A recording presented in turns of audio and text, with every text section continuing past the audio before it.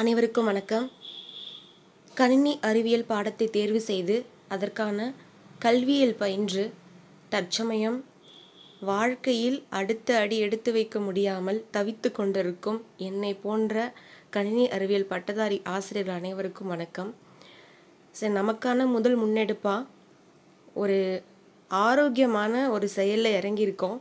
முழுக்க இது பார்த்திங்கன்னா நமக்கு 100% வெற்றியை தேடித்தரக்கூடிய ஒரு வாய்ப்பாக அமையும். அதாவது கணினி அறிவியல் பாடம் டிஎன் ஸ்பார்க் என்ற பெயரில் அரசு பள்ளிகளில் அறிமுகம் செய்யப்பட்டு வருகிறது. இதற்கு முழுக்க கணினி அறிவியல் பாடம் பயின்ற ஆசிரியர்கள்தான் பணியமர்த்தப்பட வேண்டும். அதனை தவிர்த்து மற்றொரு சாராருக்கு நாம் எந்த வாய்ப்பும் அளிக்கக்கூடாது என்பதில் தெளிவாக கணினி அறிவியல் ஆசிரியர்கள் இருக்கின்றனர்.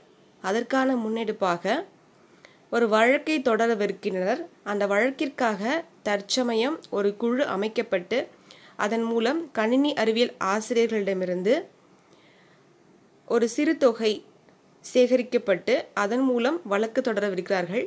விருப்பமுள்ளவர்கள் தங்களது பங்களிப்பை கொடுக்கறதுக்கான ஜிபே நம்பர் பார்த்திங்கன்னா கீழே நான் டிஸ்கிரிப்ஷனில் கொடுக்குறேன். அந்த குழுவோட இணைப்பு லிங்க்கையும் நான் வழங்குறேன்.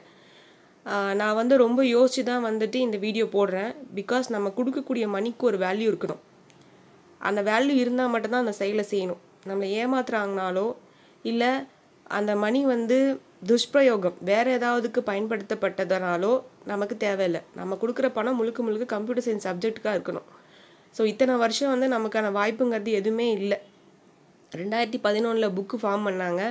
ஆனால் அந்த புக்கு பார்த்திங்கன்னா முழுக்க அழித்து அது எல்லாமே குப்பை கிடங்காக மாற்றிட்டாங்க. அடுத்து 2021 110 விதியின் கீழே இடைக்கால கூட்டத்தொடரில் அறிவிக்கிறாங்க. ஆனால் அப்பயும் பார்த்திங்கன்னா புத்தகங்கள் எஸ்சிஆர்டி மூலிமா ஃப்ரேம் பண்ணிட்டாங்க. ஆனால் வெளியிடலை. அதுவும் ட்ராப் அவுட்.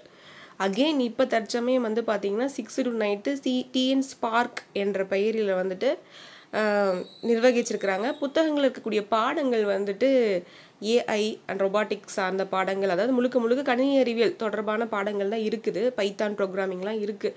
ஆனாலும் அதற்கு பணியமர்த்தப்படுகின்ற ஆசிரியர்கள் பார்த்திங்கன்னா வெவ்வேறு கட்டமைப்புக்குள்ளே இருக்கிறவங்களாம் இருக்காங்க. மேக்ஸிமம் பார்த்திங்கன்னா டிஆர்பி கம்ப்யூட்டர் இன்ஸ்டியூட் கொடுத்தா ஓகே. இன்னும் பார்த்திங்கன்னா அது இல்லாமல் மேக்ஸு சயின்ஸு இதுக்கெலாம் கொடுத்தாங்க அப்படின்னா நம்ம எப்படி எடுக்க முடியும்? நம்ம மேக்ஸையோ சயின்ஸையோ போய் கம்ப்யூட்டர் சயின்ஸ் முடித்தவங்க போய் எடுத்தோம் அப்படின்னா அவங்க அக்செப்ட் பண்ணிப்பாங்களா? அதெல்லாம் கிடையாது. ஸோ ரொம்ப யோசித்து தான் இந்த கேஸ் ஃபார்ம் பண்ணுறதுக்கு ஒரு குழு அமைச்சு அது திறம்பட செயல்பட்டு கொண்டிருக்கிறார்கள். அவர்களுக்கு நம்மளோட பங்களிப்பை நிச்சயமாக கொடுக்கணும். As a computer science teacher இத்தனை வருஷமாக நம்ம வழக்கு தொடராமல் இருந்தது தான் நம்ம வெற்றிக்கான வாய்ப்பை தேடி தராமல் போச்சு. இனியும் உறங்கி கொண்டிருக்க வேண்டாம். விழித்து கொண்டு இந்த கேஸுன்ற ஒரு இதுக்குள்ளே நம்ம முதல்ல அடியை எடுத்து வைப்போம்.